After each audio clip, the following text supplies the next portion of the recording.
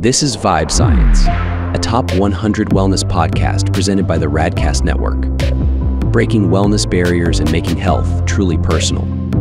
Here are your hosts, Ryan Alford and Chris Hanson. Hello, and welcome to Vibe Science, where we believe happy and healthy people will change the world. And ultimately, the only way to get there is through the mind, through the body, and through your energy.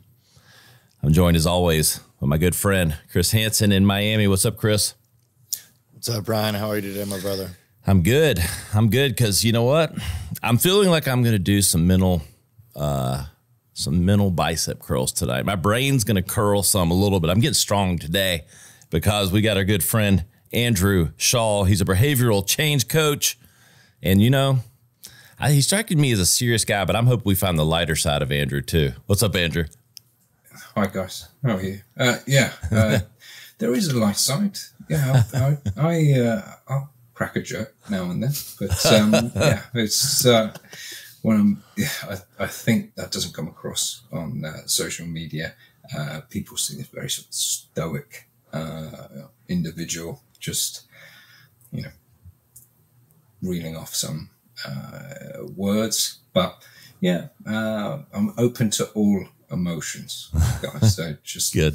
I'm going to try to make Andrew laugh at least one time today, but we'll see. How about it? Yeah, I love that. Coming to us across the pond there, was it West Sussex? Is that correct, Andrew? Yeah, you've got it. Yeah, West Sussex. Yes, and one of our allies across the seas in more ways than one. But Andrew, let's set the table for everyone. We really believe here, we like to say we're trying to instigate, stimulate, and ultimately just bring conversation around everything that's sort of part of wellness and being your best self, your highest performing self. And at the end of the day, it all starts in the mind. And I think whether you classify it definitively that way, you probably do, but behavior most certainly starts in our thoughts. But let's set the table. Tell our audience, who is Andrew Shaw? Here we go. So, dad, divorcee, mortgage holder. What else is there to tell you? Yeah, I have all three of those cards. There we go. My education is in physiology and psychology, and finished university in 2005, and have just been upskilling ever since. I suppose in the trenches, working with individuals and companies, and just trying to get as much experience and find out as much about what we're going to talk about here today as possible. And looking to, I suppose, share some of my experiences, share some of my insights, my ideology, as people have referred to it, and just if I can help with improving that thought quality, which, like you said, ultimately leads to our behaviors, then hey, I'm happy. Where does and you got to, first and foremost, if you're listening, usually I do this at the end, but Andrew is a philosopher in a lot of ways, and his Instagram is a must follow. So go Andrew Shaw BSC, and let me just tell you. So as you're listening to this, I would actually hear anyone that's out there listening, wherever you are, whenever you are, pull up Andrew's Instagram and have that kind of there while you listen to this episode. And I think it would give you even more perspective. I mean, what there's such, levity combined with thoughtfulness in your posts. Where does that come from? I think just general wonderment. So this is stuff that's reverberating around in my head. As like I said, I'm interested in philosophy, psychology, physiology. I read as much as I can, do as many qualifications as I can. Every year I'll upskill. And I think it's a combination of me just cramming as much data in, swirling it around, and then regurgitating it out. And then, just sharing some of my experiences along the way, the challenges that everyone's facing. I think a lot of people resonate with my stuff because it is everyday life. It's challenges. It's, run-of-the-mill things. There's I think a few people get stuck when they're thinking that their problem is unique to them. And I'm like, okay, there's 8 billion people. I'm not sure, I'd have to double check, but there's approximately 8 billion people going on. Someone else on this planet is experiencing what you're going through at the moment. It's not unique to you. It's happened before. It will happen again. I'm experiencing it. I'm just going to show you my means to overcome that obstacle. And it's not about, wishing for this easy life. It's just acquiring these tools, skills, psychological flexibility to deal with hardships that you will inevitably face. Because wishing for the opposite in this, easy life is delusional. So for me, I'm just putting that out there and saying, look, this is going to help. You might want to look into this. Or here we go. This is something, this 20-second clip took me 14 years, 15 years to learn. Okay, this might help. So yeah, that's it, really. Ultimately, I read these words while you were talking, and it was on my show notes, I'll admit, but I'm sitting here going, mental resilience, emotional intelligence. These are the things that Andrew helps you build. And I think sometimes we throw around things that have deep meaning and deep impact in our lives, but we throw them away as words. It's like, yeah, I think I know what that means. But I don't know if we do them justice if we don't spend time explaining what mental resilience can do for you and ultimately the impact it has on your life. Andrew, explain a little bit for our audience, what mental resilience ultimately does for you. I think the prudent question to ask is, what does it not do for you? I think if you've got that, you are equipped to deal with all the happenings that you're going to face in your life. This is it. This is the crux of it, really. Because how you interpret that thing, how you perceive that event is going to determine, how you're going to respond to it, how you're going to make decisions based on it, how you're going to cope going forward with all these challenges. If you haven't got that in place, then it's going to be an unnecessarily hard ride for you if you don't have that in your arsenal. So it's just tools, it's having this, I suppose, approach, psychological flexibility to deal with these challenges that will show up. It is knowing that you can deal with them. And I think that's the thing for me. It's the knowing and, let's say, the willingness to experience them and the acceptance around them. Just saying, okay, this is happening. I'm going through this divorce. I'm going through this work tribunal. This is happening. How am I going to deal with this? And just for me, it's getting to that point where something's happening, one of those things that happened to me last year, parent being hospitalized as well. I'm like, okay, all this is happening. And getting to a point where you find yourself saying, okay, this is what I've prepared for. I'm equipped to deal with this. I can still do all these things. This isn't going to throw me off. I'm not going to go upstairs and hide under the covers because, ultimately I've got responsibilities as a dad. And that's it. You can get on with it. But for me, it is having that grit, I suppose, that flexibility, that approach, that outlook. Very important, because with that, the right things in place, life gets you sort of switch to easy mode from doing these things. With certainty, it's having that confidence in yourself to say, okay, I don't know the outcome, but I know I'm going to do this thing, and whatever the outcome may be, I'll deal with it.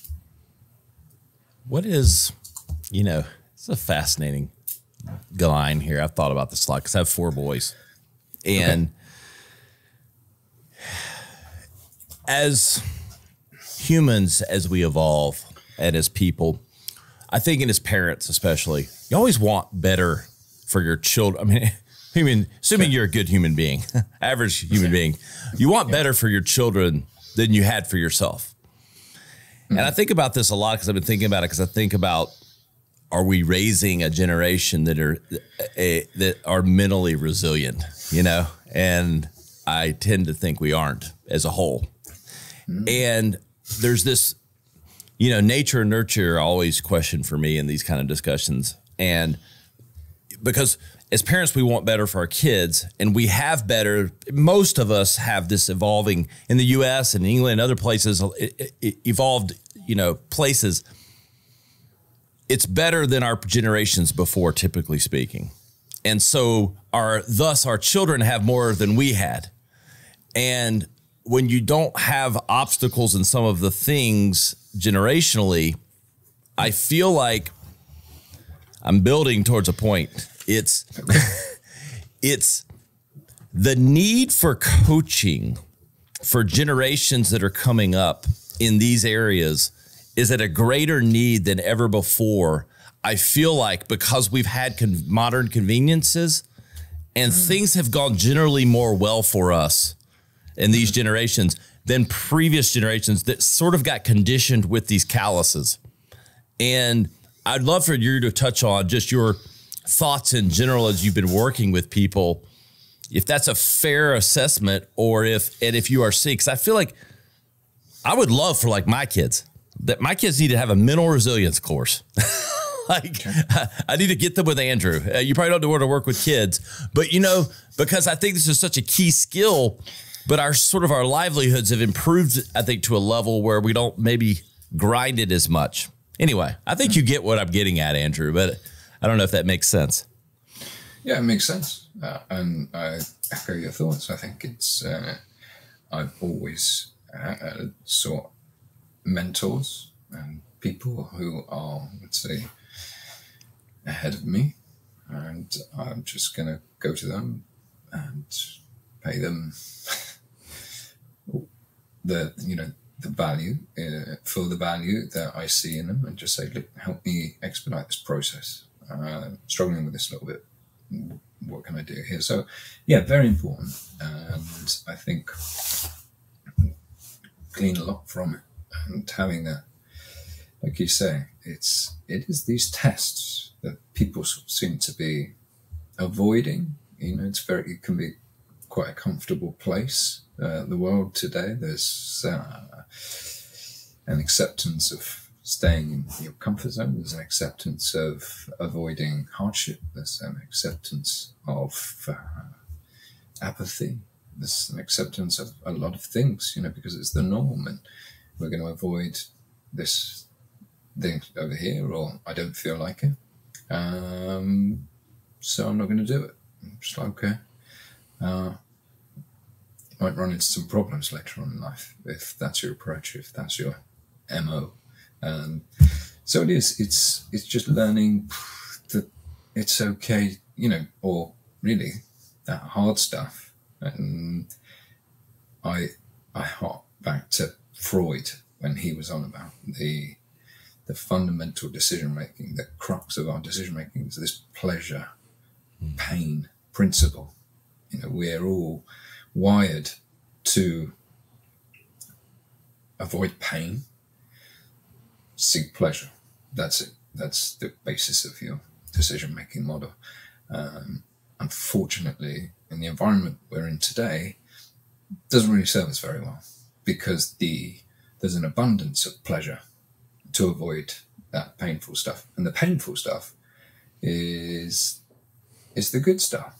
It's, it's the exercise. It's the uncomfortable conversation. It's the emotional, let's say, challenges, the boring stuff. Like that painful stuff is no longer certain death as it once was. The painful stuff now is the stuff that's going to help you grow and develop. That's the stuff that is going to build this resilience.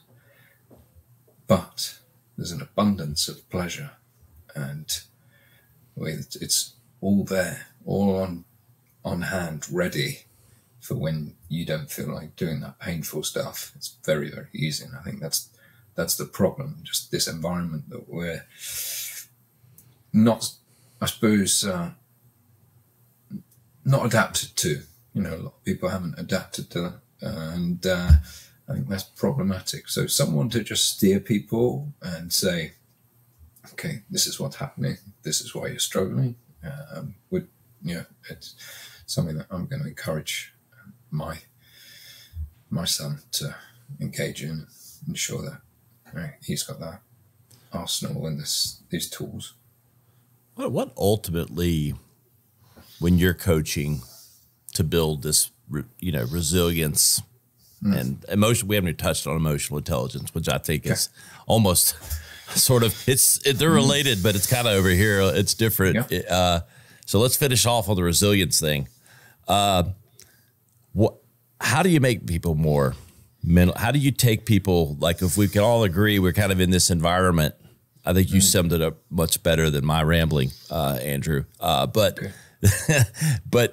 this conditioning of acceptability and avoiding, I think we all do it. I mean, our government's doing it for us, and parents are doing it for their kids. I'm guilty of it. But if we're sort of creating these conditions that make it hard for them to learn this naturally, how do you and how can they be coached to have it? I think it comes down to a perception, thought processes. I think the ability to interpret something that will make your life easier and add that flexibility. When there's rigidity or it's got to be a certain way, I think a lot of people struggle with that. Like, okay, well, this is happening. This is the philosophy side of things. I'm more fati, accept fate. This is happening. This is going ahead. How are you going to deal with it going forward? Are you going to, what's your approach? This is outside of your control. Let's not spend any energy dwelling on this. This is within your control. Very, very small amount of thing within our control, our actions, our behaviors. And I think a lot of people's struggles, mentally, is just a misallocation of that. I think they assign too many things to be within their control. Like, okay, let's just get an overview of what is. Let's make sure that we've got these in the correct columns here, because you're thinking that these people's perception or their view of you or what they think about you is within your control. And you dwelling on that is only going to cause you mental anguish and suffering that's outside of your control. Let's not worry about that. This, you ruminating about the past or not accepting or fighting it outside of your control. Let's not fixate on this either. Just like, let's concentrate and focus on this small thing here, which is your actions, your behaviors, your thoughts. Let's focus on these. And you usually find that these things might change, but let's not put any energy here. Let's pour it into those things that were within our control. So for me, it's a lot of it is just reassigning what's in people's control and just helping them understand, outside, we don't put energy here. We put it all here. This is what we can do. And that helps, guys that will work with make better decisions, be better leaders, more clarity, because they're no longer fixating on these things that are, let's say, affecting their judgment, overwhelm. I'm just like, okay, that's going to help. And then, just those perceptions around that, really. Have you got any distortions or limiting beliefs going on? Do we need to look at some restructuring there? If you've got this core belief about yourself that's, I don't know, that I'm not good enough or no one will love me. Get a little bit of work to get down to that. There's some layers there. But ultimately, it's digging into that and just saying, okay, let's just have a look at the thought process. Let's have a look at your perception around things. Let's have a look at your flexibility, your approach. How can we adjust that to a way that's going to see you live a more meaningful life by doing these meaningful things? Does that make sense, guys? Oh, yes. Ramble? Yeah. Okay.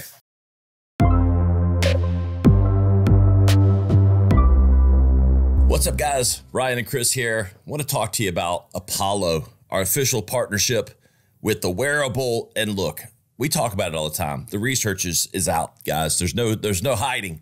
Sleep is one of the most important things to your overall health and wellness. And that's why we love what we're seeing from Apollo. I'm using it. Chris has been an advocate for over 3 years. Talk about it, Chris. I know it's been helping with your sleep. Yeah, man, I'm super stoked. The Apollo wearable device, I've been using this for 3 years. Anyone that knows me knows it's on my ankle or wrist all the time, including in my bed, which may seem a little odd that I sleep with this, but they've got all these different modes. Sleep mode kind of eases your body, eases your mind in that relaxed state. It helps you kind of calm that nervous system where you're hacking your brain in a way. But I'll tell you what, you can even set it on a schedule where it'll ease you into sleep. Then you can set it 6 a.m., 7 a.m. It'll gently wake you up. All of a sudden it's vibrating faster. It's pulsing faster. It's sending this frequency through your body, alerting your nervous system, time to wake up. So tons of uses. You can set it where it's easy to work for you. Set your schedule through the day, energy, social, sleep, calm, meditate, anything you want. There's a different mode for. Look, ApolloNeuro.com, 15% off. Use Vibe Science, VIBE Science. This is a great deal with a great partner that's leading innovations. You won't believe the data. You won't believe the results, just like Chris. We'll see you soon. I was sitting here thinking, I was literally going through like 3 of the things that have like really pissed me off this week. And, and I'm like, how much, I was literally like going 80% of what I've sort of pissed me off, I have no fucking control over. And it's like, I felt more at peace. Yeah. I was honestly, this it made it real small, right? Yeah. The scope of like what you can actually do. Yeah. I think there's a incredibly settling, let's say, acceptance and knowing that. I'm just like, okay, this is all I've got to worry about. Because you trying to control someone else, again, not possible. You worrying about the past, the future, redundant, moot point. Just like, let's save your energy, time, just put it down here on you. It gets you to, I suppose, more responsibility for yourself. You are then going from this hopelessness because you're stuck here focusing on these things outside of your control. It's like, oh, this is hopeless. I mean, yeah, it is. It will seem hopeless because what you're trying to achieve is impossible.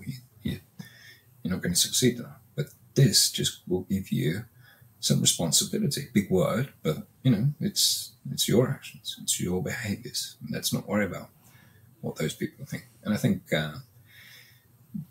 dealing with, the main thing is problems I see, those interpersonal relationships. People worry about what other people are thinking of them. Okay, outside of your control. Let's just say that's none of your business, their opinion. what do you think of yourself? That would be more permanent. That would be a more prudent question to ask. Let's work on you liking yourself, because a lot of people don't. So, yeah, I think that helps with the whole calmness, composure, and developing that equanimity so we can make better decisions, have better thoughts, behave better, take better actions, live a more meaningful life. There you go. Andrew, the couple days from now, Chris and I do a different show. And a couple days from now in the U.S., there's a social media holiday. It's called Superhero Day. And, if we were building the Vibe Science X-Men team, I'd have Andrew fucking Shaw would be Xavier Vibe on on the X-Men Vibe Science team. I see you. You are like Professor Xavier. Like, I can listen to you talk, and I'm like, this is the smartest man on earth, I believe. Mind of a Jedi. I did the mind of a Jedi. I'm like, yes. I don't know. It's I'm a sucker for the accent anyway. It's different. You probably love my Southern American, South Carolina accent, also known as country boy. But intelligent enough to know and absorb what you're saying, and want you on the X-Men Vibe Science team. I'm on board. Yeah, I'm on board. Perfect. Good. Yeah. Emotional intelligence. It's something like when I say emotional intelligence, I think of self-awareness, and I don't know. I know they're two different things, but it seems like they're sort of related. Talk to me about building that. Yeah. Does emotional intelligence have to start with an intelligent person?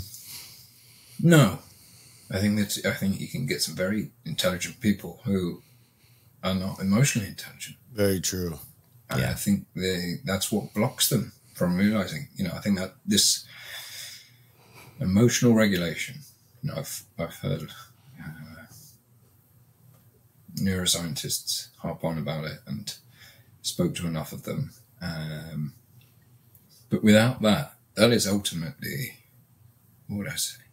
That's like the bottleneck to your potential, that emotional regulation. Because you are no good to anyone if you cannot regulate those emotions. You're not going to be achieving self-actualization. You realize a third of your potential if you're hamstrung by your emotions. And this is not to say, I think people misinterpret some of my posts sometimes. Only some people. And I would say the emotional dysregulated people will interpret it. Because what I'm advocating for is a full range. You've got to be willing to accept them all. These uncomfortable, painful ones, as well as the joyful, and happy, and incredibly pleasurable ones. I'm like, okay, let's just widen this range. Let's turn this. Dr. Hayes, he came up with this, a willingness dial. How about we find that willingness dial? We've all got the pain dial, and everyone messes around with this dial. I don't want this pain. I'm going to try and fiddle around with this dial and turn it right down. Makes perfect sense, right? We've also got this willingness to experience pain dial. I'm like, let's turn that all the way up. Let's get the full experience. It's not just, because I find most people here, they're just dulling it down, these life experiences, and it becomes almost borderline superficial. It's like these detuned experiences because you won't allow yourself. Because people might not know this, when you don't allow yourself to go down here, it's not like this stays up there. This comes in as well. Like these joyful and pleasurable experiences, this comes in as well. So it's not just one-sided. It's comes in. It's equal. You're just narrowing that range. and you're not going to get the full experience. So for me, I'm very much, let's be willing to experience all of these emotions, but let's regulate our behavior whilst we're experiencing them. So you've got your emotions there, and then you've got your actions and behaviors and, your thoughts separate to that. Two separate things. It's not about suppressing this. It's about fully experiencing these. And at the same time, taking the meaningful action whilst experiencing. So before I get on stage, or before I get on the mat for a fight, or before I'm about to climb up a cliff face, fully experiencing fear, that's there. Actions and behaviors are different to that. This has the potential for some people, to be misinterpreted and to get them to avoid because it is quite strong, or they think they shouldn't be experiencing, or it's, I'm just like, this is just your neurophysiological data. It's like feedback. Something's about getting you ready for something. Let's not interpret it as a deterrent, or for some reason to defer on the action. Take this meaningful action whilst you're experiencing that. So when people are seeing me do these things, or like fighting or climbing or speaking to large groups of people, it will seem as if this isn't present, but this is very real. I can tell you, my palms are sweaty and I am struggling to, I suppose, deliver for the first minute or so as I catch my breath and get a hold of my heart rate and breathe. It can seem that there's almost like an absence of fear, but it's there. Just like, let's just, ensure that we're taking the meaningful action. Let's not let this deter us. Let's just use this to our advantage. Let's tap into these big primary emotions that a lot of people think they shouldn't be experiencing. Shouldn't experience fear, shouldn't experience anger or sadness. I'm like, oh, that's going to be problematic, because when you do, you're also going to get these secondary emotions, which are problematic because they come from you thinking that you shouldn't have experienced that primary emotions. So you get these guilt, shame around experiencing this, fear, sadness, joy even, So I think for a lot of people, it's just ensuring that they are willing to experience all of these emotions, and then just knowing that there is no morality around them, but it's the behavior and the action that's separate to them that we need to regulate, that we need to ensure is in line with a meaningful life, taking actions on our values, our goals, and ensuring that we're not suppressing these. There's a lot of that out there. There's all sorts of means and methods to suppress these emotions. Then you're stuck in experiential avoidance, and your world just gets smaller and smaller. Your comfort zone just does that as you appease these fear and all of those emotions. As if you're afraid of something, then, and you're not challenging that, then yeah, you can expect this. Your comfort zone is just getting smaller and smaller and smaller and smaller. I'm just an advocate for, just confronting that fear, like subjecting, systematic approach to it, to exposing yourself to that thing, scary thing. And as we do that, and you move out your comfort zone to that, it gets bigger and bigger. Your comfort zone grows. That's my theory anyway. But so rather than having it shrink by you appeasing that fear, I'm just like, okay, let's just grow that comfort zone by stepping out of it now and then. Does that make sense, guys? Yeah, it makes a lot of sense, because I'm sitting here thinking like, and I know we're going to be conscious of your time if we did nothing. But Andrew, because I do want to tee you up one thing for our audience. I'll let you think about this while I make a comment. Want to give value to the audience. What are maybe some things, some of these exercises, some of the things you've been talking about to build this mental resilience, emotional intelligence, maybe exercises people could do that might be listening to this? I'll let you think on that on 2 seconds while I make one comment.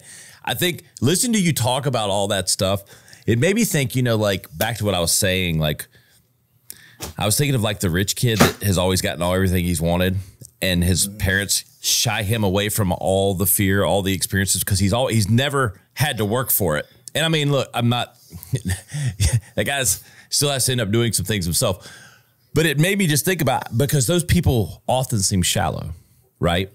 Because they don't seem emotionally, they haven't broadened their environment, like you said, because they haven't experienced these things. And I'm putting that person in a box because it just who I thought about. And I mean, even myself sometimes when I think I haven't had as many challenges, over here I had all these challenges, over here I didn't.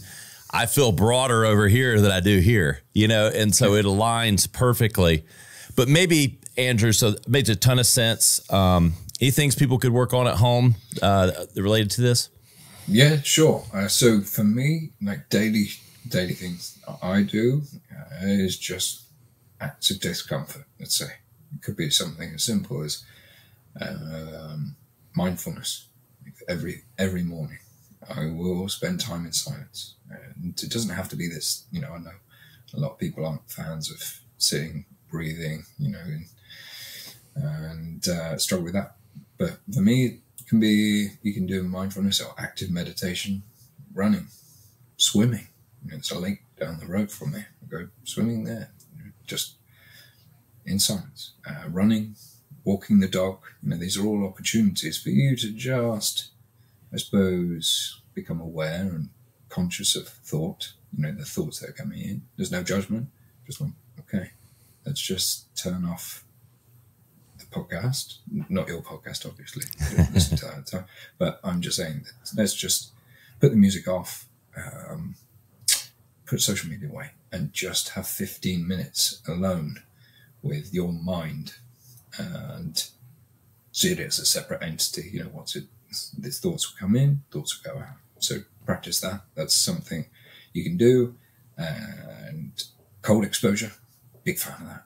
You know, that's building that impulsivity, you know, that's strengthening that impulsivity part of your brain. So when it comes to those, say, impulses, you know, you keep that higher logic and reason brain online, and that monkey, the limbic brain, you know, just makes it harder for it to rear up and make decisions for you. And then another thing, writing, you know, something as simple as journaling. So I do some journaling every night. I'll just include an element of gratitude. I will do a couple of things I need to do the next day, 2 things I need to do tomorrow, big things, you know, the important things. Maybe they're things I'm like, I've been avoiding that, or that's the really big frog that I've got to eat tomorrow, and then the second big frog. And then some introspection. Just think, okay, what was I thinking about today? Was there anything emotive that happened today, or is there something that came up? Let's write about that. How did it make me feel? Why? And let's increase our emotional vocabulary as well. Let's just expand it a little bit. So we're not lumping everything into happy or sad, when it could be like in a different category. And you're like, oh, okay, I was experiencing this, and that's not in that sadness one. It's actually over here. It's in this. So that will help us with the regulation side of it and our ability to articulate and convey those emotions to ourselves and an understanding. So just some 3 things that are very easy to implement. I love it. Andrew Shaw, BSC.com. He's got the Serenity System and 90-day coaching program. You can also find him on Instagram, Andrew Shaw, BSC. We'll have all the links to Andrew's stuff. Andrew, we can't appreciate enough. We're going to hold you to a part 2 at some point. How about that? Okay. Yeah, I'm on board. Yeah. And we'll get all the logistics together. Hey guys, if you were to find us, vibescience.media. We'll have all the show links to Andrew and everyone else. We'll see you next time on Vibe Science. The content discussed on this show is provided for reference and educational purposes. The content is not an attempt to practice medicine or provide specific medical advice. Always consult your personal physician for medical advice and proper diagnosis. Thanks for listening. This is Vibe Science. To learn more or watch full episodes, visit vibesciencepodcast.com. Here's to discovering your highest vibe.